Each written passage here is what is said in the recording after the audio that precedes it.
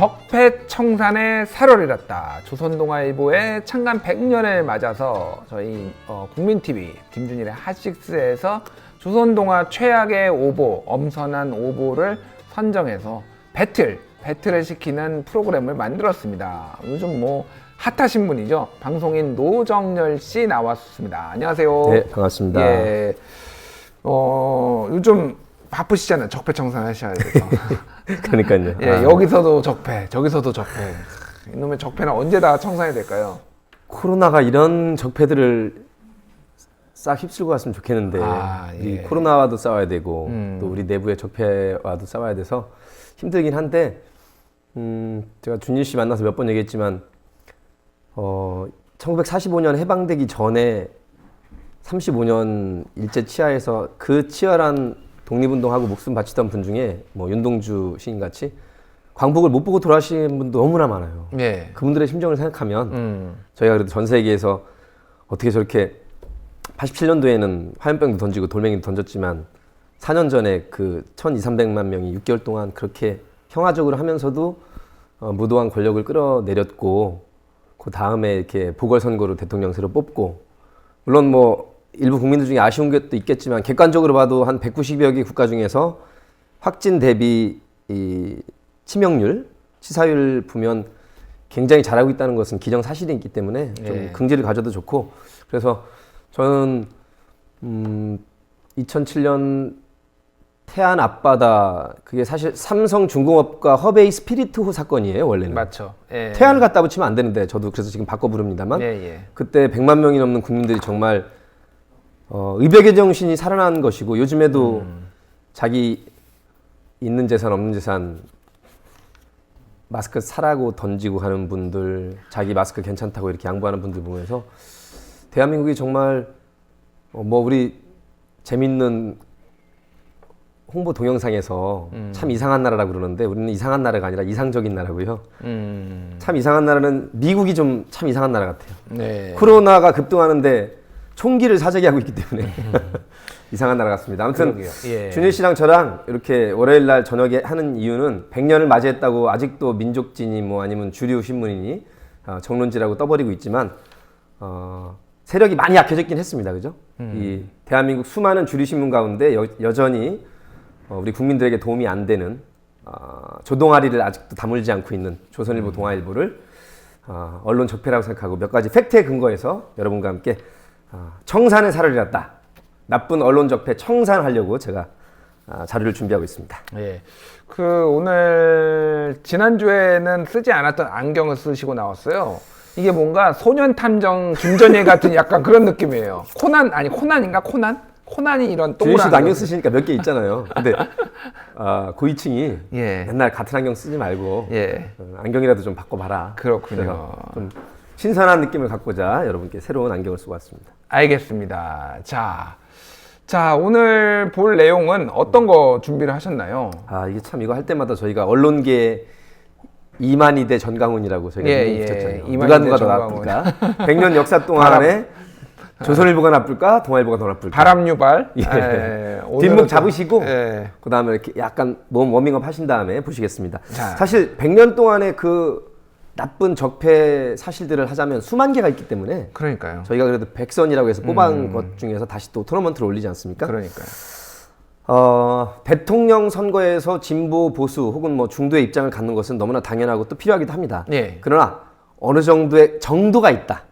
그 정도를 벗어나면 과도한 것을 넘어서서 정말 정도가 아닌 비정상적인 언론이 되는 건데 그런 행태를 조선일보와 동아일보가 보여왔다. 그것의 가장 대표적인 것이 지금은 뭐 재판을 치르면서 조금 달라질지 모르겠지만 저는 MB를 716호라고 아직도 부르고 있고요. 716호요. 이게 호수가 계속 들락날락하면서 호수가 바뀌었지만 처음에 재판 받을 때 그리고 GH도 호수가 바뀌었지만 저는 5035라고 칭하도록 하겠습니다. 이 두 보수 정권 사실 이제 수구 정권이죠.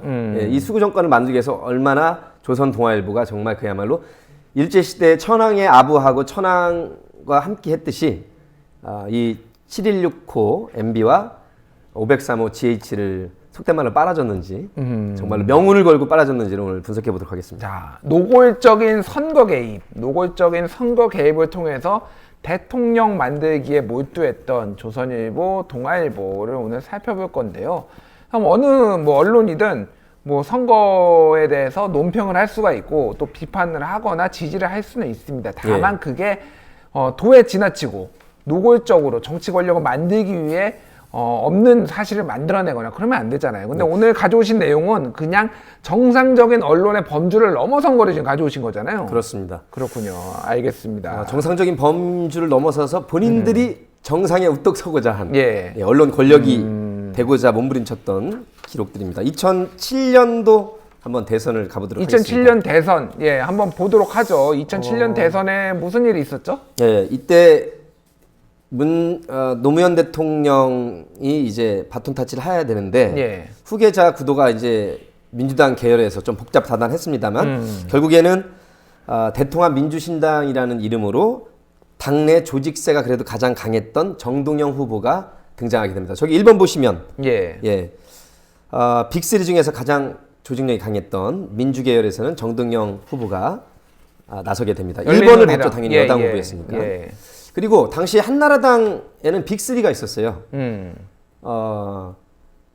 대통령이 된 MB, 예. MB라고 하겠습니다. 그 다음에 박근혜, GH, 그리고 손학규 경기도지사도 역임했고, 그래도 특유의 그 온화한 이미지 내지는 교수풍의 그 이미지로 그래도 상당한 지분이 있었기 때문에 예, 빅3라고 불렸는데, MB와 박근혜 후보에 비하면 손학규 대표는 빅3라고 하기엔 좀 약했지만 그래도 삼각 구도라고 이렇게 형성을 했었습니다. 예. 당시에 이명박 후보와 박근혜 후보가 이제 경쟁이 정말 치열했었는데 간단히 구도를 설명하자면 여론은 수도권의 대통령이고 뭐 저는 찬성하지 않습니다만 청계천 사업이라든가 시내버스 사업 잘했다고 그래서 호평이 좋았던 수도권에서 표심을 얻는 사람이 될 것이라는 그게 수도권 대망론. 예. 또 한 가지 박근혜 대통령처럼 아버지의 후광을 얻은 사람보다는 셀러리맨 신화부터 현대건설 사장까지 한 경제 신화론. 그래서 그 수도권 대망론과 경제 신화론으로 MB가 좀 유리했었고요. 여론전에서는 당내에서는 박근혜 대통령의 핏줄인 박근혜가 더 유리했었습니다. 박정희 대통령의 딸인 딸인, 박근혜. 네. 예.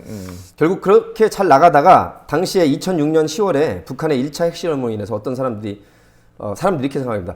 여성보다는 남성이 이 남북관계라든가 북풍을 이겨내는데 북한의 그런 도발을 이겨내는데 유리하지 않겠느냐 했는데 사실 그건 말도 안 되는 게 MB도 군대를 안 갔다 왔어요. 기관지 확장증으로. 당연히 GH는 여성이라서 안 갔다 왔지만 예. 지금도 군대 안 갔다 온 분이 있죠. 종로에서 지금 압도적으로 깨지고 있는 여론조사 따지면 예. 단맞은 황이라고. 예. 저는 육포황이라고도 합니다만. 예. 자, 이렇게 해서 결국 밀릴 것 같으니까 여론에서 밀리는 박근혜 대통령 후보는 뭘 내세우냐면 당내 경선에서 줄푸세. 예. 줄일 건 줄고 풀 건 풀고 세를 줄이자 해서 예. 일종의 이제 규제 완화 놀이죠. 이에 대해서 747 비행기론으로 이제 득세한 것이 MB가 됩니다. 예. 747은 7% 경제 성장률, 그다음에 1인당 국민소득 4만 달러를 만들겠다. 그리고 세계 7대 경제 대국을 만들겠다고 747. 예. 이렇게 비행기 태운 거죠, 우리 국민들은. 자, 여기서 당시의 대한민국 여건상 그리고 세계 경제 여건상 747이 될 수가 없어요. 없었죠. 예. 차라리 뭐 10으로 하죠. 13으로 참 예를 들면 10% 경쟁력 시키고 그죠? 1인당 10만 달러. 왜 그렇게 못 하겠습니까? 되지 않는 걸 제대로 분석하는 것이 언론의 역할이었는데 여당에서 야당 공격하는 것과 별도로 조선과 동아는 계속 747 비행기 띄우고 경제 신화의 주인공, 현대 건설의 주인공 MB를 띄우게 되는 것이죠. MB 띄우기에 조선 동아가 나섰다라고 아주 많이 나섰습니다. 좀 구체적으로 어떤 뭐 사례들이 있었는데 예를 들면은 좀 준비된 화면이 있으면 예. 당시에 박근혜 후보와 이명박 후보가 너무 치열한 접전을 벌이다 보니까 이 두 남녀의 대결 속에서 상대방이 갖고 있는 비리들을 다 드러낸 겁니다. 예. 상대 캠프 측에서. 그러다 보니까 사실 지금의 7169와 5035 비리는 그 당시에 2007년 한나라당 내분 과정에서 나온 의혹을 보면 거의 다 드러나 있어요. 서로 그러게요. 그때 최태민 뭐 얘기도 나왔죠. 예. BBK 문제 나왔죠. BBK 문제는 서로 이게 주가 사실은 조작, 배임 횡령 예. 다 나왔었던 겁니다. 정말 치열했어요 그때. 치열했고요. 예, 그때 예. 그 유명한 지금도 남아도는 그 영상이 음, MB가 그거 아니겠습니까? 음, 하도 열받으니까. 예. 여러분 이거 다 새빨간 거짓말인 거 아시죠? 이렇게 했던. 상당히 닮았네요. 예. 온갖 음해에 시달렸습니다. 여러분 이거 다 거짓말인 걸 아시죠? 소리는 안 나오죠. 제가 하겠습니다. 온갖 음해에 시달렸습니다. 여러분 이거 다 새빨 언제부터 한 방에 간다 한 방에 가. 한 방에 간다 그러더니 그러더니 그 한 방이 어디 갔습니까? 허풍입니다 허풍. 허풍입니다 허풍. 그 한 방이 15년이 지나서야 왔네요. 밝혀졌죠. 그러니까 그 그나마 한 방이 우리 국민들의 13년, 촛불의 힘이 13년 아니었으면 이면서, 예. 사법부에서 그렇게 7.16호를 구속시키고 또 수많은 형량을 때릴 리가 없었는데 당시에 BBK 의혹 같은 경우에도 제가 KBS 폭스클럽에서 했었거든요. 예, 예. 성대모사 형식으로. 이거 광운대학교에서 2010년 한 특강에서 예. 내가 BBK라는 투자 자문회사를 설립했습니다. 선거하는 가면 이렇게 돼야 됩니다. 이게 자기의 경제 신화를 우리 학생들에게 많이 설파하고 다녔던 것이 2007년 대선을 사흘 앞두고 12월 16일 날 BBK 설립자와 관련한 것이 대대적으로 터졌습니다. 한 방에 갈 수 있는 사안인데 우리의 조선과 동아 물론 당시에 KBS, MBC에서도 마찬가지였지만 입 다물고 있었죠. 그리고 그 억울한 김경준만 감옥에 가게 되고 지금에 와서 돌이켜보면 BBK가 그 수많은 빙산의 일각이긴 합니다만 다스베이다에서 우리가 말했던 다스는 누구 겁니까로 국민들이 의혹을 제기했고 풀어졌던 빙산의 일각이지만 MB의 거짓말과 부정이 드러난 사건이었는데 조선과 동아는 그 많은 뉴스 가치가 있었음에도 불구하고 전혀 손을 놓고 손을 묻어버린 것이죠. 보도를 안 했군요. 왜냐하면 그것이 진짜 밝혀졌다면 표심에 분명히 영향을 미쳤을 것이고 지금 와서 생각하면 BBK는 부정 부패 코리아였던 거죠. 그렇군요. 747은 칠 수 있는 사기는 다 쳤다 해서 747. 실수는 치열하게 다쳤다. 자, 사실은 이제 저는 좀 정정을 해야 될 것 같은데 김경준 씨가 억울한 거는 아닌 것 같고요. 공동으로 같이 사기를 쳤는데 그러니까 억울하지. 이명박 그 후보가 받아야 될 죄를 본인이 더블로 그걸 우리말로 억울하다. 묻고 더블로가 했다가 이제 결국 그렇게 아니 된 거예요. 공범인데 혼자 들어가면 더 억울해. 그러니까 예. 저- 죄가 없다라고 생각하면 안 됩니다. 국민 우리 시청자 여러분들. 네, 저도 그거는 우리 준희 씨랑 예. 같이 가도록 하겠습니다. 알겠습니다. 당시에 이런 뉴스 가치가 있는 것을 묻어버렸다는 것만으로도 그리고 747이 세계 국제 정황상 그리고 우리나라 당시에 국내 여건상 가능하지 않았음에도 불구하고 어느 정도의 검증도 없이 그걸 오히려 대대적으로 나서서 경제 신화의 주인공인 것처럼 대서특필해서 분위기를 만들어 갔던 그 죄, 그 죄로 우리 국민들이 9년 반이라는 암흑 속에 살게 됐었죠. 자, 동아일보는 이 뭐 조선동아가 앞장서긴 했는데 동아일보는 특히 제가 그러면 예, 예. 두 신문이 똑같아요 거의. 우리가 마카마카 누가 더 예, 나쁘냐인데 특히 제가 나온표까지 한번 읽어드리면 예. 좌파 정권의 연장을 막아야 한다는 민심을 바탕으로 한나라당을 지지하는 국민의 관점에서 이렇게 이게 이제 기관지처럼 했어요. 그렇군요. 네, 지금 보이시나요? 예. 동아일보 사설이죠, 저건 네. 사설.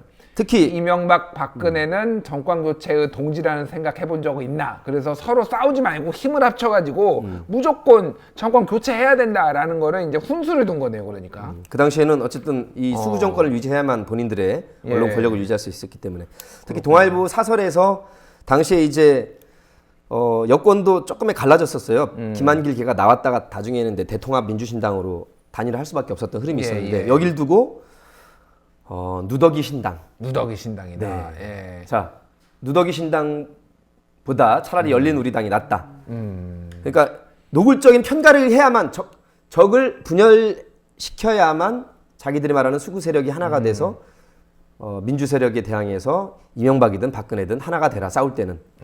사실 지금 돌이켜봐도 요즘에 보수가 약간 갈라지긴 했습니다만 진보가 많이 선명성 때문에 입장 때문에 갈라진 것은 사실이었고요. 예. 보수는 싸울 땐 싸우더라도 민주진보에게 세력을 넘기지 않기 위해서 뭉칠 때 얼마나 잘 뭉칩니까? 사실 그걸 배웠어야 돼요. 이명박근혜 박터지게 싸우다가도 2007년 때 보면 결국에는 정동영을 이겨내기 위해서 나중에 얼마나 캠프에 합류하고 같이 유세를 떠납니까? 그죠?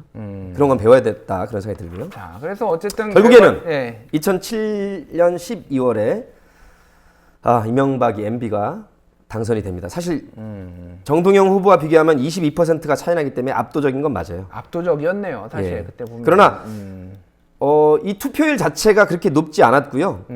63%밖에 안 됐어요. 그렇네요. 예, 예. 그렇게 높은 것이 아니었어요. 당시에 많이 진보 정권 10년에도 힘이 빠졌었지만 이 당시에 2007년 선거판에 대해서 국민들이 많이 실망하고 정치적 허무주의에 빠져있던 시절이라는 게 63%의 투표율로 검증이 되는 겁니다. 그렇군요. 어쨌든 얼마나 영향을 끼쳤는지는 알 수 없으나 어쨌든 노골적인 선거 개입을 통해서 굉장히 보수 진영에 유리한 이명박 후보에게 유리한 판을 깔아준 것은 명백한 사실이다라고 예. 볼 수가 있겠네요. 다음 예. 동아일보 적어보시면 이명박 최다 표차 대통령 당선 최다 표차라는 걸 강조를 했고요.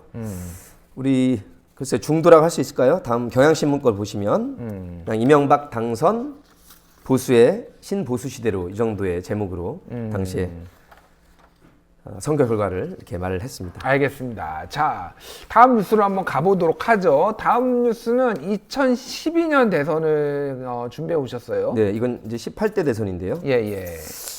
이때 안철수 현상이 잠깐 주목해 볼 필요가 있습니다. 지금도 의사 출신이라서 왜 반팔 입고 땀 흘리는 그 사진 한 커트 때문에 제가 보기에는 비례정당 지지도 한 6% 되고요. 예. 지난주 걸로 따지면. 그리고 당 지지도도 4.1%로 두 개 다 정의당보다 약간 높습니다. 그게 아주 이 가운의 효과라고 저는 보고 있고 예. 당시에도 청춘 콘서트를 통해서 상당히 좋은 이미지의 IT 신화에 백신을 공짜로 국민들에게 준 안철수의 인기가 꽤 있었죠. 그리고 서울시장 나올 것처럼 했기 때문에 아주 인기가 높다가 아마 시민운동 경력이나 정치적 근육이 박원순 후배에 비해서는 뒤처졌을 거로 생각해서 본인은 양보라는 형식으로 넘겨졌지만 어쨌든 막판에 들어갔을 때 지겠다는 생각으로 저는 넘긴 거라고 저는 생각을 하고요. 또 대선 때 나왔다가 이렇게 가가지고는 죽도 밥도 안 될 것 같으니까 백의 종군하겠다는 입장을 밝히면서 중도 사퇴를 합니다. 이 대선 당시에 유행어가 있죠. 끝까지. 12년도 맞습니다. 예. 제가 MB 아바타입니까? 이번에도 제가 간철습니까? 이렇게 국민들이 물어보지도 않았는데 본인이 먼저 이렇게 드러내는 카드를 보이는 예. 그런 수가 있습니다. 근데 MB 아바타입니까는 2017년에 말한 거 아닌가요? 그러니까 그게 2017년이고요. 예. 이거는 지금 2012년. 어쨌든 뭐 되게 굉장히 비슷했습니다. 어쨌든. 네. 똑같아야지 먹고 사는데. 대선을 앞두고 아무튼 동아일보는 특히 인간 박근혜, 정치인 박근혜, 부모 두 분이 흉탄에 간 비운의 공주의 이미지로 계속 확대 재생산해냅니다. 공주. 비운의 공주다. 그렇죠. 사실 우리 국민들이 독재자에게 욕은 욕하지만 그렇다고 단두대에서 우리가 목을 쳐낸 적은 없잖아요. 사실 저는 그 장점이라고 봅니다. 우리식의 대한민국의 민주주의니까. 예. 그래서 따뜻한 리더십, 아버지의 그 피를 받아서 대통령의 자질이 있다. 그리고 두 분 다 흉탄에 가신 감성 결합과 아버지의 핏줄이면 이제는 여자 대통령이 나올 때도 됐다라는 그런 이미지를 계속 확대 재생산하게 되는 것이죠. 그렇군요. 그것이 특히뿐만 아니라 전 국민에게도 상당히 먹혔던 결과가 2017년 대선이 되겠습니다. 2012년 대선이 되겠습니다. 조선일보, 동아일보가 끊임없이 인간 박근혜, 따뜻한 박근혜, 정치인 박근혜를 부각시키면서 근데 중요한 거는 막판에 예. 2012년도 대선 때 뭐가 터졌는지 알겠지만 나중에 밝혀진 시발단이라든가 국정원 요원들이 댓글 공작에 들어갔다는 팩트가 나중에 확인됐어요. 근데 이때 지지율이 비슷했던 박근혜와 문재인 대통령이 5대5라고 했을 때 예. 자, 결정적으로 제가 가장 강력하게 주장했던 것인데 2013년도 국정원 대선 개입 규탄대에 또 제가 사회를 보다가 방송에서 다 하차를 했습니다만 예. 뭐가 문제냐면요. 여러분 아시겠지만 당시에 국정원 댓글이 있었다 없었다가 주요한 쟁점이 됐는데 당시에 서울경찰청장이 제가 이모라고 하겠습니다. 선거를 앞두고 한밤중에 나타나가지고는 누가 시키지도 않았는데 국정원 댓글이 없었습니다라고 선언을 해버립니다. 서울경찰청장이. 예. 당시에 5대5였고 중간에 있던 지금의 여론조사자들이 평가하기에는 200~300만의 중도층 박도 아니고 문도 아닌 그 사람들이 그걸 보고 민주당 저것들은 댓글도 없었는데 국정원까지 끌어들여가지고 표를 얻으려고 하는 나쁜 놈들이라는 이미지의 결정적 역할을 하게 됩니다. 지금도 이렇게 보면 당시에 그 이 서울경찰청장은 아주 나쁜 놈이죠. 이철성 말씀하시는 거죠? 아유 네. 고마워요. 철성 때리고 싶어. 아니 제가 분석한 게 아니라 예. 당시에 골든크로스에서 서로 왔다 갔다 하던 그 시기지에 경찰청장 다음으로 높은 게 서울경찰청장이에요. 뭐 그렇죠. 예. 이 사람이 제가 알기로 10시 반인가 11시에 나와가지고 여러분 검색해 보시면 예. 국정원 댓글이 없었습니다라고 발표를 해버립니다. 말도 안 되는 거짓이었고 노골적인 선거 개입이었죠.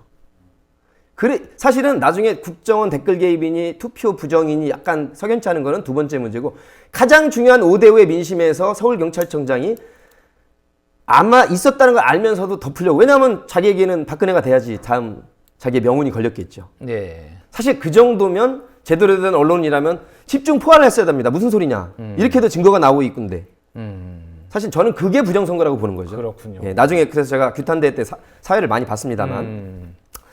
자, 조선 동아일보가 그래서 당시에 여러 가지 이제 인간 박근혜, 흉탄의 부모를 쓰러져가는. 잃은 어린 고아 정치인 박근혜를 부각시킴과 동시에 결정적인 마지막 어떤 선거의 판도를 가를 수 있는 이런 댓글 공작 같은 것이 있었음에도 불구하고 묻어버린 모르쇠로 거죠. 모르쇠로 하거나 증거가 없다는데 무슨 말이냐라고 서울경찰청장이 이렇게 확실히 말했는데 무슨 국정원 댓글 공작? 예. 그것이 사실 표심에 당시에 5대5인 두 후보로서는 상당히 표심을 갈랐고 나중에 개표를 해보면 예. 아시겠지만 51.6%의 박근혜 후보가 48%를 얻은 문재인 후보를 이기게 됩니다. 예. 제가 그때 SNS에 뭐라 그랬냐면 부녀지간에 똑같다. 아버지 박통은 5.16으로 18년간 통치. 예. 딸 박통은 51.6%로 18대 대통령. 숫자가 딱 운인대가 맞아서 제가 51.6. 예. 이 숫자도 참 기가 막히죠. 그러게요. 네.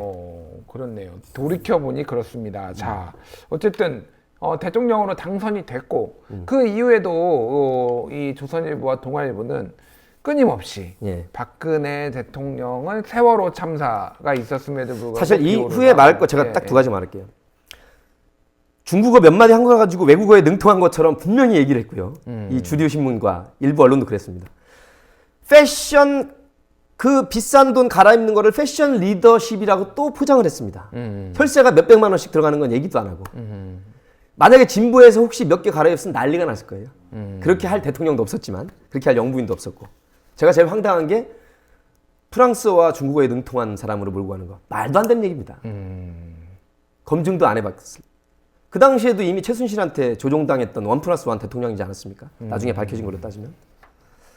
부드러운 여성 리더십으로 이렇게 몰고 가다가 그러나 이제 국정농단의 사건 중에 하나가 터지죠. 바로 2014년 4월 16일 날 새벽 아침부터 국민들이 정말 가슴을 졸이면서 피눈물 흘리게 되는 사건이 예. 바로 세월호 사건이죠.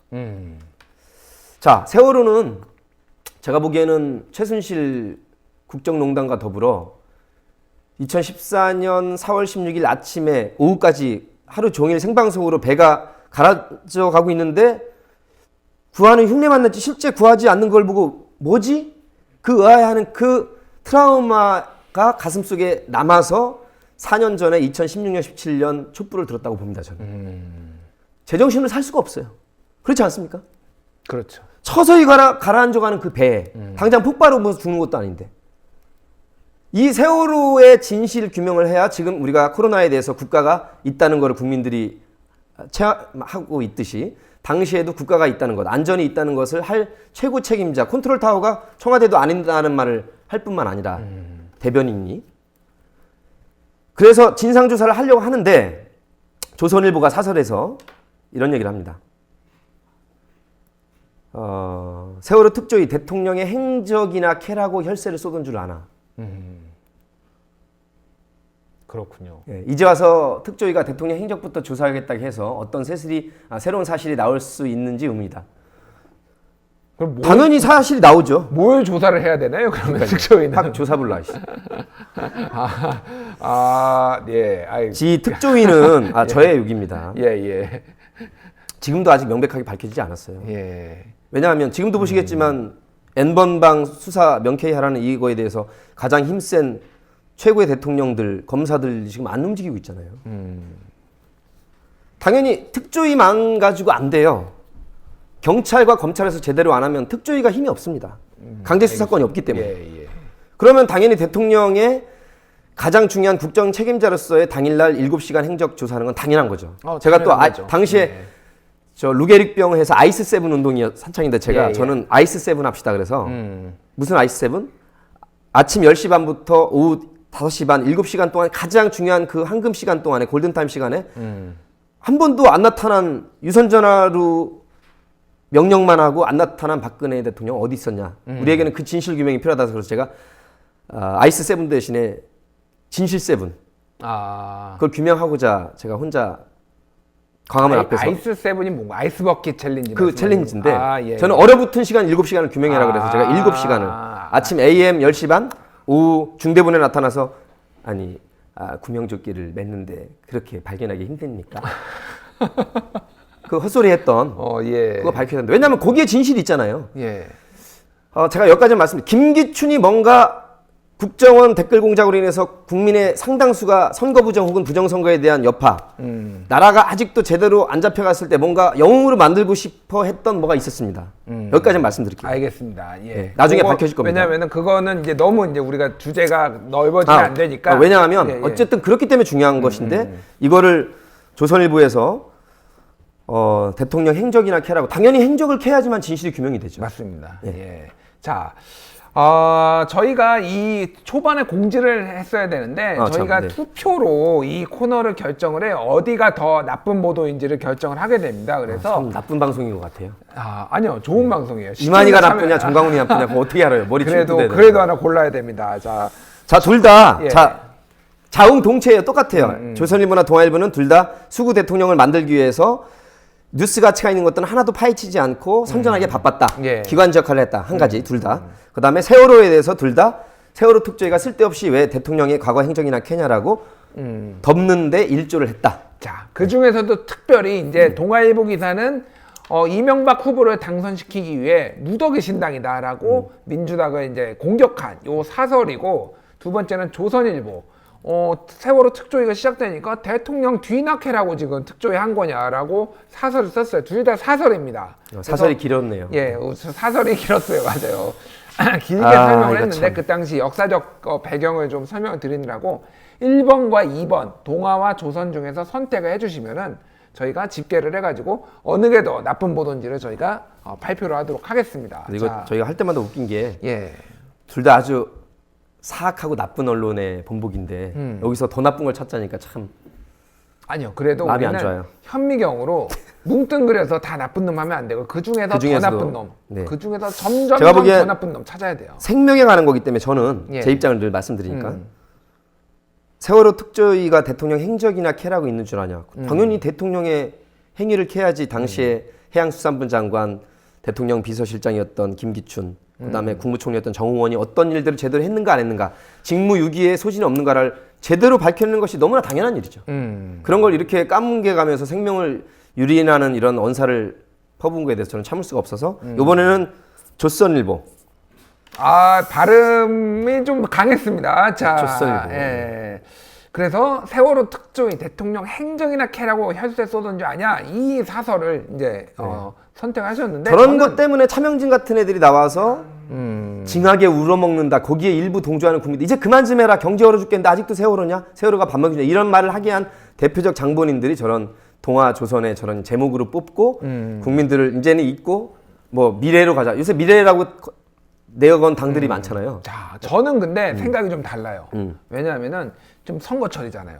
또 우리나라 같이 위너 테이크스 올, 자, 승자 독식 제도에서 선거가 얼마나 중요한지 아실 겁니다. 저 상황에서 노골적으로 특정 정당을 지지하기 위해 반대편 정당을 저렇게 공격한 동아일보의 저 사설, 저런 것들이야말로 노골적인 선거 개입이고 큰 문제를 야기한 거 아닐까. 더 큰 틀에서 보면 두 번째가 심정적으로는 더 나쁜 사설이긴 하지만은 더 악을 뽑자라면은 1번을 꼽아야 되지 않을까요?